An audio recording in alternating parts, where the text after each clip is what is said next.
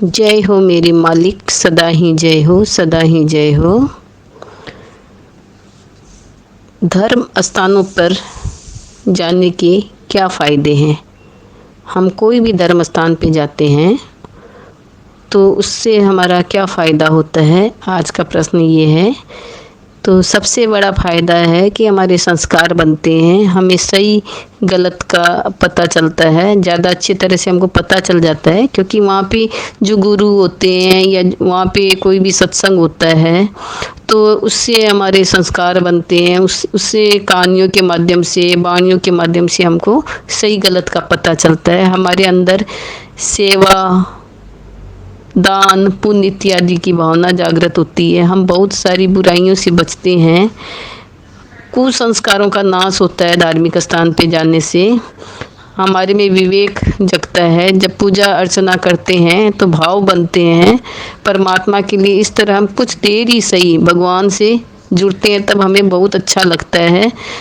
हमारे जैसे भाव होते हैं वैसे ही देवी देवता भगवान हमें फल देते हैं, जो हमें संसारिक सुख सुविधा मिलती है। ज़्यादा हम अच्छे गुण न्याय प्रिय जीवन जीते हैं और सबका भला करते हैं और कभी भी गलत राह पे नहीं चलते हैं, तो हमें स्वर्ग मिल जाएगा या मनुष्य जीवन मिल जाएगा या खूब बड़े आदमी बन जाएंगे, राजे महाराजे जैसे हमारे ठाट बाट होंगे, लेकिन हमारा मोक्ष नहीं होगा। ये एक बहुत जानने योग्य बात है कि हमारा वो बेस तो है वहाँ पे, लेकिन हमारा वहाँ मोक्ष नहीं है। हम स्वर्ग चले जाएंगे। बाकी हम सामाजिक फ़ायदे भी बहुत है धार्मिक स्थानों में जाने के, बहुत सारे फ़ायदे होते हैं सामाजिक।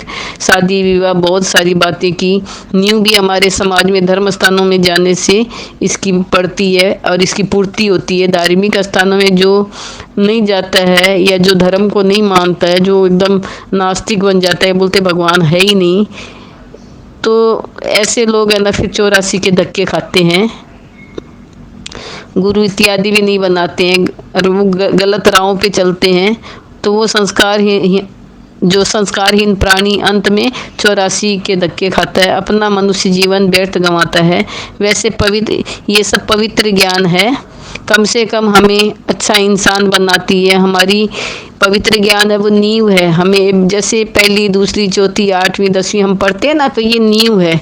तो ये हमें अच्छे संस्कार देती है और हमारे पर इससे ना हमारा 84 पार नहीं होता। ये पवित्र ज्ञान है, कम से कम हमें अच्छा इंसान बनाती है, ठीक है ना, लेकिन इससे 84 पार नहीं होंगे। हमारा मनुष्य जीवन अगर सही उपयोग करना है, 84 से निकलना है, तो हमें पवित्र ज्ञान से आगे अगर जाना है, हमारी अगर अंदर मोक्ष पाने की इच्छा है, हमें इसके बारे में जानना है, तो कहत कबीर सुनो भाई साधु नितिन दास जी बोल के चैनल है, जिसमें आपको मूल ज्ञान के बारे में पता चलेगा। क्योंकि हमारे जीवन में ना दो चीज़ है, पवित्र ज्ञान और मूल ज्ञान। क्योंकि हम लोग इतने वर्षों से, लाखों वर्षों से पवित्र ज्ञान चलते आ रहे हैं, मूल ज्ञान कभी कभी पता चलता है परमात्मा का। जब इसकी कृपा होती है किसी के ऊपर, तब मूल ज्ञान के बारे में पता चलता है। तो मुझे पता चला तो मैं आप लोगों से शेयर कर रही हूँ। तो चैनल का नाम है, आप उसमें देख सकते हैं, समझ सकते हैं कि मूल ज्ञान क्या होता है। कहत कबीर सुनो भाई साधु चैनल का नाम है, आप उनसे उसमें जानकारी ले सकते हैं। मैं ये नहीं कहती कि आप इसमें आओ या मतलब करो, लेकिन हमें जानकारी लेने में कोई हर्ज नहीं है कि ये मूल ज्ञान आखिर होता क्या है। हमें पता तो चले कि ये मूल ज्ञान हमने सुना ही पहली बार है, ये है क्या, तो हमें सुनना चाहिए। तो ये कहत कबीर सुनो भाई साधु में आप एक बार ज़रूर सुनिएगा।